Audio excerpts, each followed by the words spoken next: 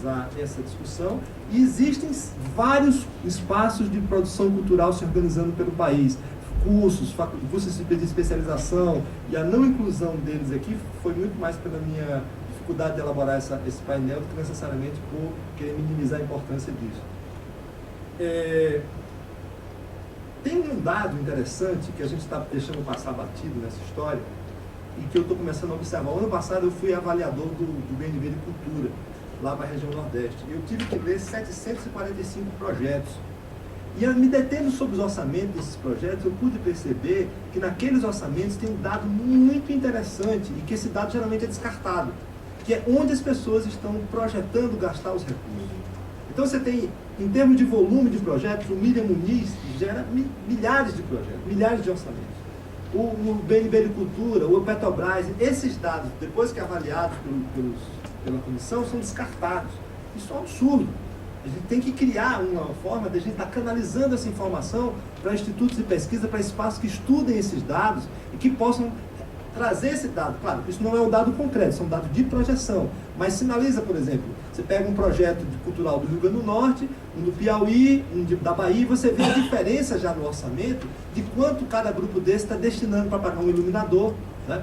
Para pagar um cenógrafo, para pagar um figurinista, ou seja, qual é a projeção de distribuição desse recurso, a aquisição exatamente. Esse dado está sendo descartado sistematicamente, ele não está sendo recuperado.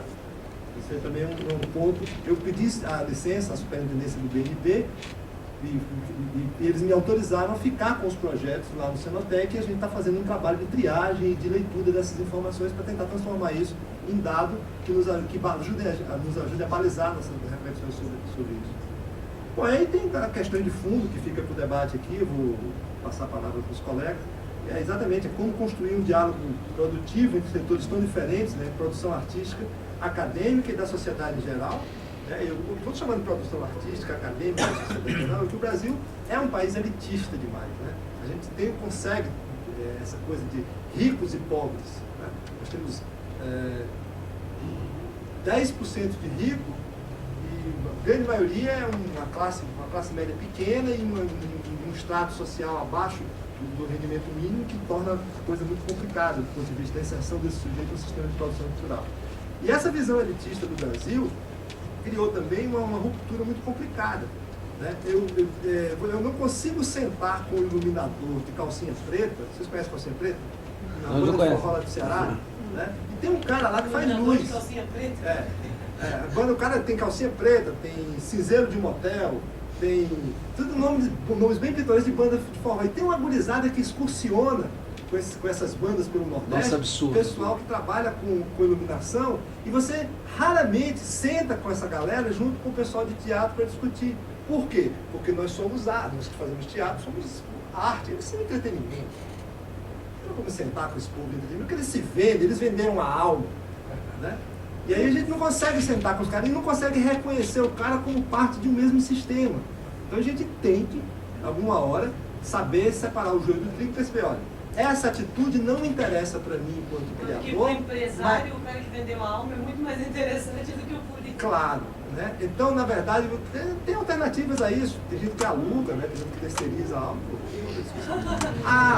A questão eu tenho que ser capaz de olhar para o outro que atua num setor diferente do meu e reconhecê-lo como um parceiro. A gente tem que construir essa habilidade.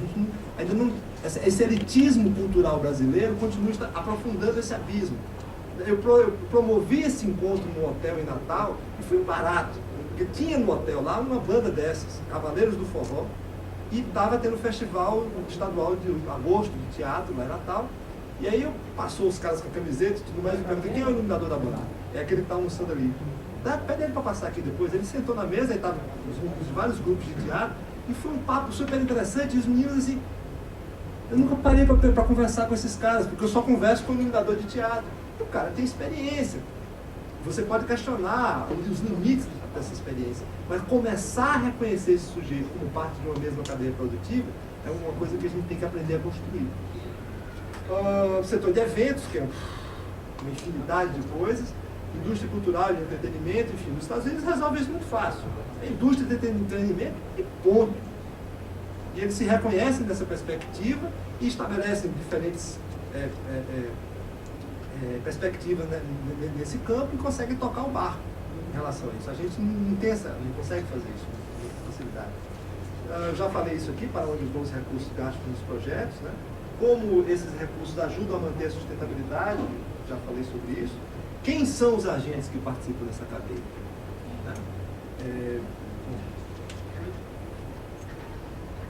Nós já tivemos aí o primeiro Simpósio Nacional de Economia da Cultura, no ano passado, na UFRJ.